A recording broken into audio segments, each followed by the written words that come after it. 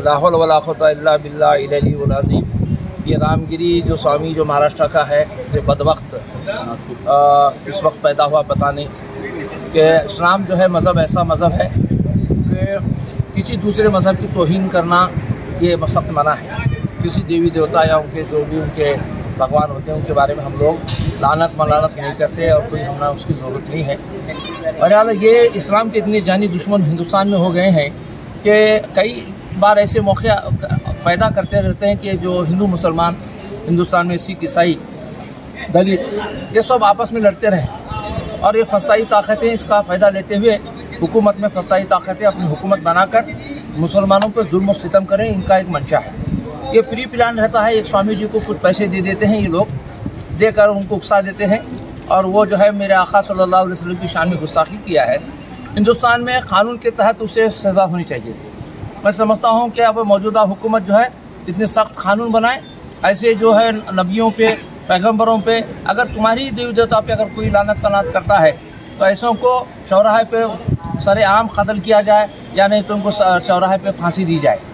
कानून की इतनी हमारे दाव पेचे हैं कि आदमी जितना बड़ा गुस्ताख रहता है, जितना बड़ा क्रिमिनल रहता है, वो हिंदुस्तान के कानून में जो है उसे कहीं ना कहीं गवाहों को तोड़ मरोड़ के पेश करके वो जो है बचकर निकलने की कोशिश करते रहता है। बहरहाल हुकूमत जो कानून में तरमीम की है तो सख्त सज़ा हो सकती है।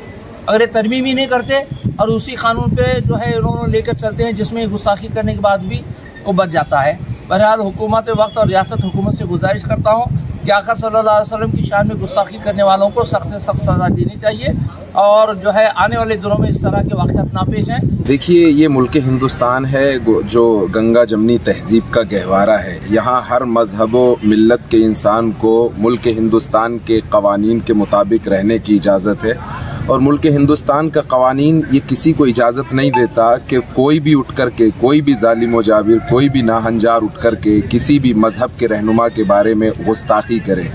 तो मैं ये समझता हूँ कि उस महंत ने जो रसूलुल्लाह सल्लल्लाहु ताला अलैहि वसल्लम की शान में गुस्ताखी की है, वो गुस्ताखी क्या कर सकेगा। मेरे नबी की शान को अल्लाह तबारक व तआला ने बहुत अरफ़ा व आला किया है और नबी की शान को बुलंद करने वाला कोई दुनियादार नहीं है बल्कि रब्बुल आलमीन है।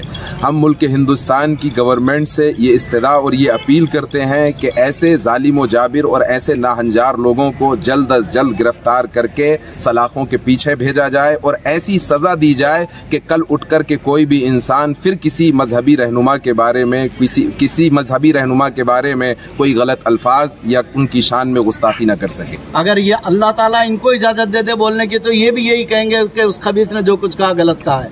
हम उसकी तरदीद करते हैं, मगर हम जहाँ रहते हैं यहाँ कानून जिंदा है, कानून इंसाफ कर रहा है और सैयद साहब ने कहा कि कानूनी ऐसा दायरा बनाया जाए, उसके अंदर रहकर हम जो है एक एहतजाज करें, ज्यादा से ज्यादा एहतजाज करें और कानूनी दायरे में रहकर इंशाअल्लाह ताला हम जरूर एहतजाज करेंगे अगर उसके ऊपर कार्रवाई नहीं हुई तो। मुफ्ती सलमान अजहरी साहब जो है उन्होंने कुछ नहीं कहा, उनको अंदर बंद कर दिया, उनको अभी तक छोड़ा नहीं गया, हालांकि उन्होंने कुछ भी नहीं कहा था इसके बारे में। जैसा सैयद साहब ने कहा कि इस्लाम नहीं सिखाता किसी के ऊपर नुक्ताचीनी करना, हमने तो किसी के देवी देवता कुछ कहा नहीं। क्यों कहें हम, हमारे अंदर सुपरियर है, एक से एक है, हम क्यों कहें किसी को कुछ, हम क्यों कहें किसी को वो ऐसा ये ऐसा है। जो सैयद साहब ने कहा है अल्हम्दुलिल्लाह मैं उसकी तारीफ करता हूँ। और अभी तक आपने हमारा चैनल सब्सक्राइब नहीं किया तो अभी हमारा चैनल सब्सक्राइब करें और साथ ही लगे बेल के बटन को भी प्रेस करें ताकि आपको मुस्तकबिल में हमारी अपलोड होने वाली मजीद वीडियोस का नोटिफिकेशन मिलता रहे।